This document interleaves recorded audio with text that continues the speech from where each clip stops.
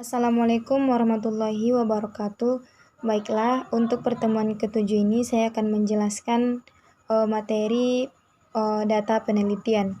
Yang mana untuk yang pertama saya akan menjelaskan mengenai pengertian data. Jadi pengertian data menurut Wahyudi adalah informasi yang telah diterjemahkan ke dalam bentuk yang lebih sederhana untuk melakukan suatu proses. Kemudian, data juga bisa diartikan dengan catatan atas kumpulan fakta, atau data merupakan bentuk jamak dari datum, berasal dari bahasa Latin yang berarti sesuatu yang diberikan. Dalam penggunaan sehari-hari, data berarti suatu pernyataan yang diterima secara apa adanya. Dalam keilmuan ilmiah, fakta dikumpulkan untuk menjadi data. Data kemudian diolah sehingga dapat diutarakan secara jelas dan tepat sehingga dapat dimengerti oleh orang lain, tidak langsung mengalaminya sendiri. Hal ini dinamakan deskripsi. Pemilihan banyak data sesuai dengan persamaan atau perbedaan yang dikandung dinamakan klasifikasi. Yang selanjutnya adalah pengolahan data. Pengolahan data adalah bentuk pengolahan terhadap data untuk membuat data itu berguna sesuai dengan hasil yang diinginkan. Agar dapat digunakan sistem pengolahan data adalah sistem yang melakukan pengolahan data. Dan yang selanjutnya adalah pentingnya pengolahan data. Dalam penelitian kuantitatif, teknik analisis data yang digunakan sudah jelas, yang mana untuk menjawab rumusan masalah atau menguji hipotesis yang telah dirumuskan dalam proposal. Yang selanjutnya adalah alat pengumpul data. Alat pengumpul data yang pertama menggunakan wawancara. Wawancara adalah teknik pengumpulan data yang dilakukan melalui tatap muka dan tanya jawab langsung antara peneliti dan narasumber. Seiring perkembangan teknologi, metode wawancara dapat pula dilakukan melalui media-media tertentu, misalnya menggunakan telepon, email, atau Skype. Wawancara terbagi atas dua kategori, yakni wawancara terstruktur dan tidak terstruktur. Yang mana wawancara terstruktur adalah dalam wawancara terstruktur, peneliti telah mengetahui dengan pasti informasi apa yang hendak digali dari narasumber. Pada kondisi ini, peneliti biasanya sudah membuat daftar pertanyaan secara sistematis. Peneliti juga bisa menggunakan berbagai instrumen penelitian seperti alat bantu, recorder, kamera untuk foto, serta instrumen-instrumen lainnya. Yang selanjutnya, wawancara tidak terstruktur. Wawancara tidak terstruktur adalah wawancara bebas. Peneliti tidak menggunakan pedoman wawancara yang berisi pertanyaan-pertanyaan spesifik, namun hanya memuat poin-poin penting dari masalah yang ingin digali dari responden. Yang kedua adalah observasi.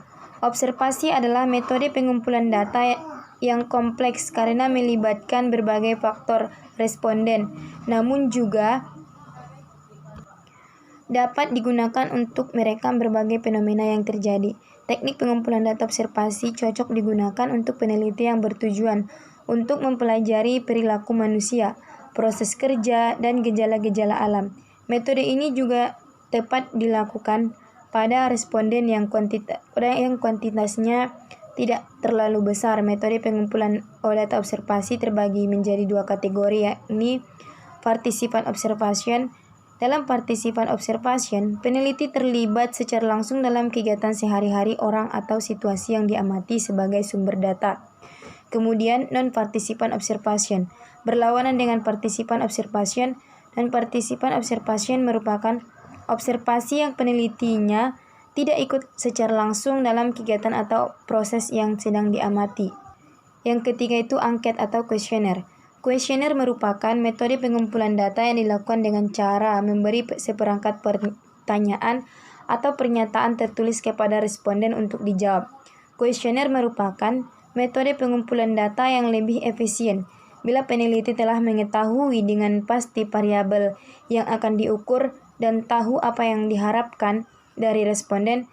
Selain itu, kuesioner juga cocok digunakan bila jumlah responden tidak cukup besar dan tersebar di wilayah yang luas.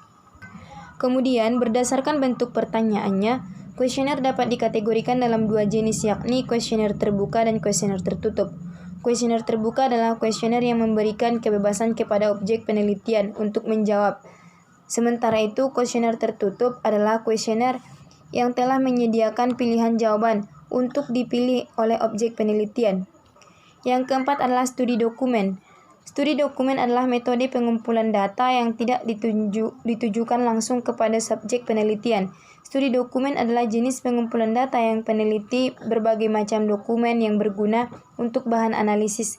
Dokumen yang dapat digunakan dalam pengumpulan data dibedakan menjadi dua, yakni dokumen primer, yang mana dokumen primer ini adalah dokumen yang ditulis oleh orang yang langsung mengalami suatu peristiwa, misalnya autobiografi. Yang selanjutnya adalah dokumen sekunder. Dokumen sekunder ini adalah dokumen yang ditulis berdasarkan oleh laporan atau cerita orang lain, misalnya biografi. Instrumen penelitian. Instrumen penelitian adalah semua alat yang digunakan untuk mengumpulkan, memeriksa, menyelidiki suatu masalah. Instrumen penelitian dapat diartikan pula sebagai alat untuk mengumpulkan, mengolah, menganalisa, dan menyajikan data-data secara sistematis serta objektif dengan tujuan memecahkan suatu persoalan atau menguji suatu hipotesis. Baiklah, cukup sekian yang saya sampaikan. Assalamualaikum warahmatullahi wabarakatuh.